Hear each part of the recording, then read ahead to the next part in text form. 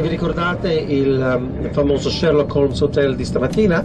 Guardate di notte come carini sono i grandi magazzini Harrods. Vi ricordo che questi furono aperti nel 1900 da un certo George Selfridge. Loro introdussero quello che all'epoca era un qualcosa di veramente nuovissimo, questa figura di testa di cavallo che è stato messo così dalla notte al giorno. Anche molto belle le fontane, ma sono coperte dagli autobus sulla vostra sinistra. Cioè vedete qui sulla destra questa testa di cavallo e sulla sinistra, subito dopo questo autobus, guardate sulla sinistra le figurine illuminate di gelatina, sono di un artista italiano come vediamo, che una volta era posizionato di fronte a Buckingham Palace. Vi ricordo che questa è proprietà anche del famoso attore americano Robert e l'Intercontinental, molto amato dagli arabi che nel Valle di Waterloo. E potete vedere anche il famoso arco dedicato al duca di Wellington con la quadriga della pace sopra. Molto bello questo monumento sulla destra, sembra tutto buio ed è dedicato ai caduti della prima e della seconda guerra mondiale provenienti dalla Nuova Zelanda. Ma se guardate dietro le vostre accanto a quelli che sono gli appartamenti più lussuosi di Londra, e sulla sinistra i concorrenti dei grandi magazzini Harrods, Harvey Nichols, anche molto belle da vedere, le vetrine illuminate che secondo me sono molto più preziose. Se guardate potete vedere come gli Harrods cercano di attrarre l'attenzione dei turisti e non, e lo fanno con un certo garbo. Eccolo qui sulla vostra sinistra, guardate come gli Harrods sono illuminati. 11.000 sono le lampadine. Principe Alberto è completamente inondato di luce con il libro del grande esposizione universale del 1851 col catalogo eccolo qua sulla vostra sinistra la grande facciata del Museo di Storia Naturale di Londra, il Natural History Museum, per chi è appassionato di tutto ciò che la natura vi può offrire, dal bello al brutto. C'è anche una simulazione del famoso terremoto del 1995 di Kobe in Giappone. Si riescono anche a vedere qui sulle finestre superiori gli interni, alcuni interni di questo museo a vostra sinistra. 330 dipartimenti, 4.500 dipendenti, visitato ogni giorno mediamente da oltre 15.000 persone. Tutto costa molto caro all'interno dei grandi magazzini Harrods, a parte le classiche borsette, quelle con la scritta dorata su sfondo verde, e se non vi piacciono quelle ne hanno di tutte le varianti possibili immaginabili. Guardatelo sulla vostra destra, di proprietà dei principi del Qatar dal maggio del 2010, poiché Mohammed El Fayed, lui ha deciso di lasciare da parte. È ancora presidente onorario, ma non sappiamo fino a che punto. Poi quando domenica dopo pranzo, che il nostro pub starà qua dietro sulla sinistra, vi lascerò qui per darvi il tempo per andare a dare un'occhiata praticamente a questi grandi magazzini.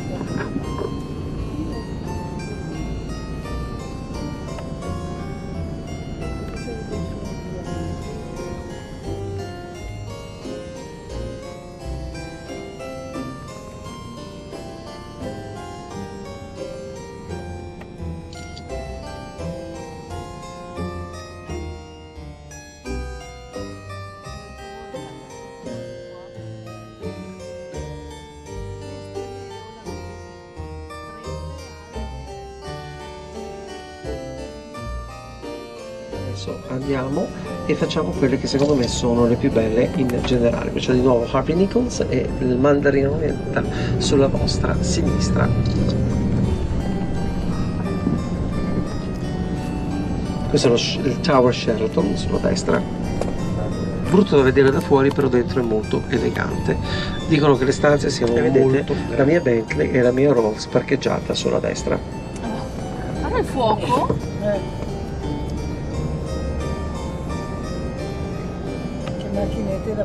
Questo è sempre l'albergo 5 stelle, quello dove il tè costa 49 sterline a testa.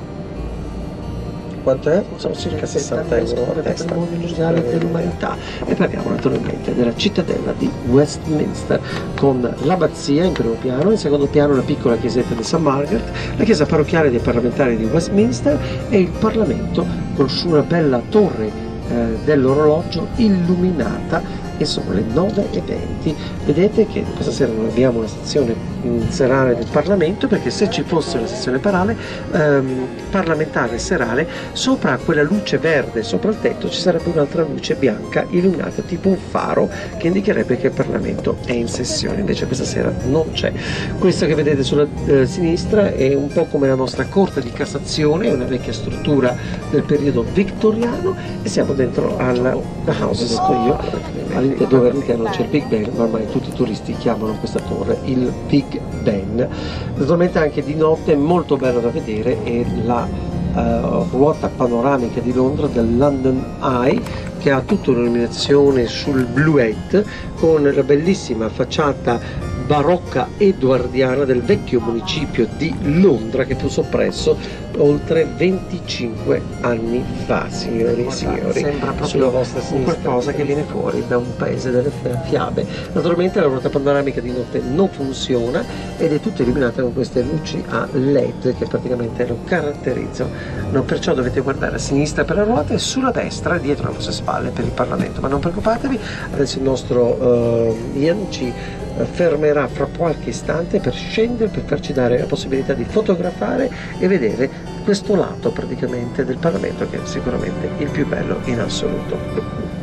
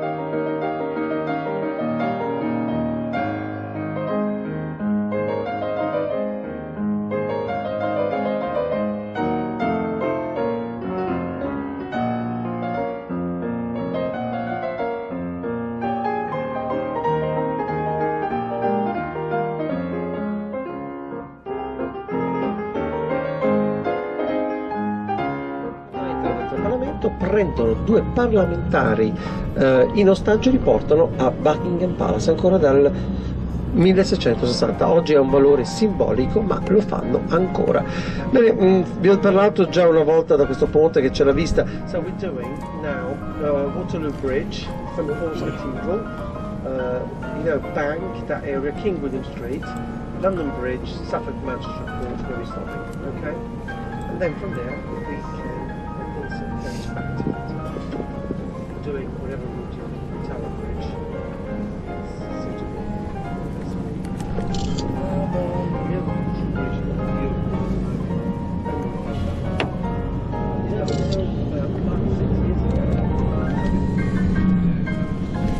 Questo palazzo, il London Eye, con dentro la torre dell'orologio o il Big Ben sulla vostra sinistra adesso. Ah, che meraviglia. Bello.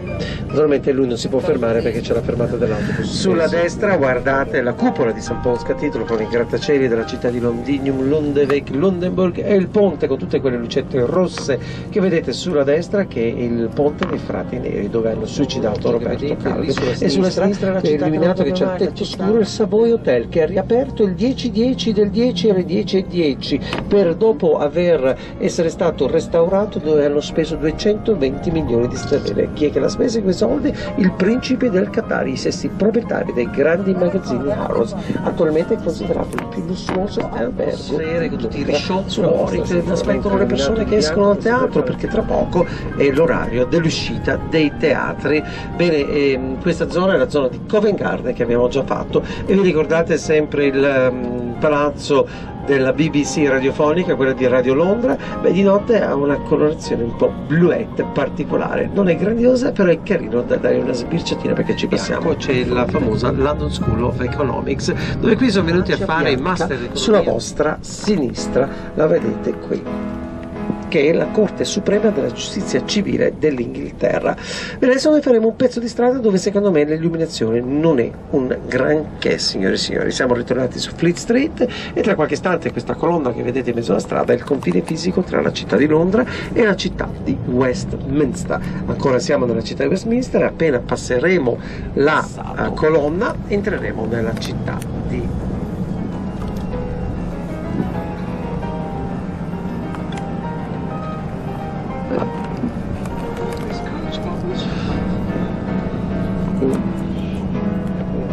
e potete vedere anche di dietro la parte absidale completamente illuminata.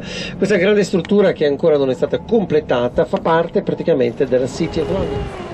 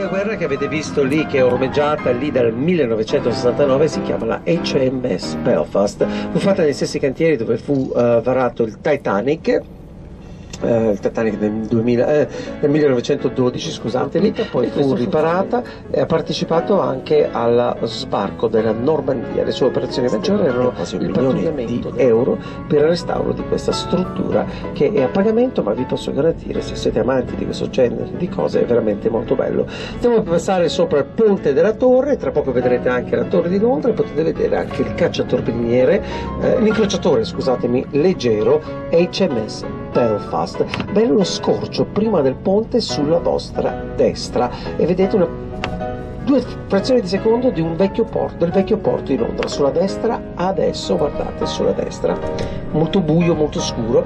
Siamo sul ponte della torre e guardate sulla sinistra è l'incrociatore leggero, il ponte rosso è il ponte di Londra e naturalmente qui potete vedere tutta la City. La cosa incredibile di quest'area di Londra è data dal fatto che la torre di Londra che vedete lì sulla sinistra, che andremo a visitare domenica mattina, dove ci sono i gioielli della corona, è stata iniziata come costruzione nell'11° secolo e guardate dietro i grattacieli del XXI secolo, 1000 anni di architettura messi uno vicino all'altro. La Torre di Londra oggi è un villaggio medievale e vi posso garantire che non ci sono gradini da fare all'interno di queste strutture, perché la visita avviene piuttosto all'esterno che all'interno. Dopo aver fatto questa torre andremo a visitare l'esterno di Buckingham Palace, poi mangiare e poi Harrods, perciò vedete che facciamo tante cose la domenica, e la domenica si riesce a girare molto più velocemente che degli altri giorni perché c'è poco traffico.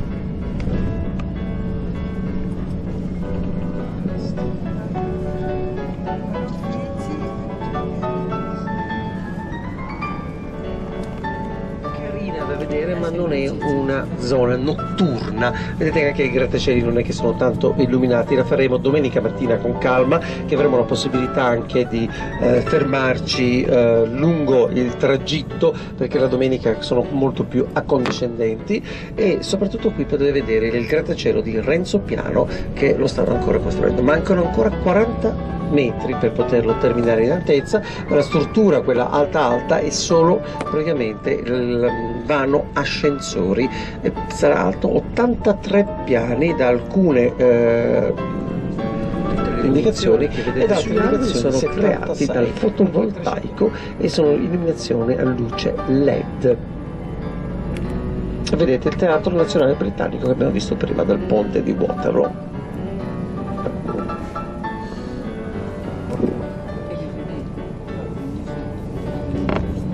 Somerset House sulla vostra destra, questo palazzetto del Settecento. Una volta, quando non c'erano questi argini artificiali, l'acqua del Tamigi sarebbe arrivato sotto queste arcate e ci sarebbe stato un piccolo pontile dove la gente poteva accedere. I principi del Qatar, scusatemi. Potete vedere anche il ponte del Giubileo, che sarebbe il ponte costruito nel 2002 e 2003 per ricordare praticamente l'ascesa al trono di Sua Maestà nel 52, nel 2002 il primo ponte, e la sua incoronazione nel 53, e così il secondo ponte pedonale che si trova dall'altra parte nel 2003. La vista è veramente mozzafiato da camminare all'interno di questo ponte pedonale che copre un vecchio brutto ponte ferroviario dell'inizio Novecento.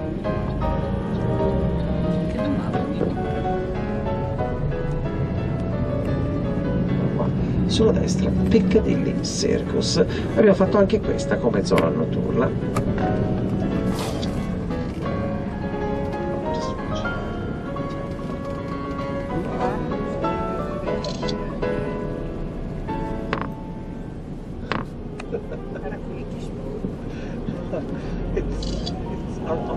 I'm used to it because I'm used to it. Regent Street è la via invece un po' più carina dello shopping. Quello della Ferrari, quello della National Geographic gestiscono come se fosse praticamente un ente privato, e ci fanno anche un profitto abbastanza.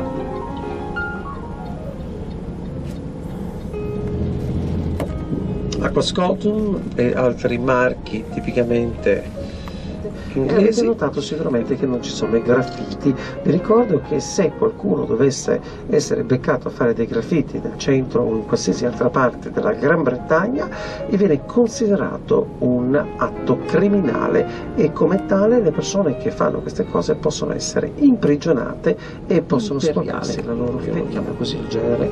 Potete vedere che Londra è una città che non dorme mai, piena di traffico in qualsiasi occasione.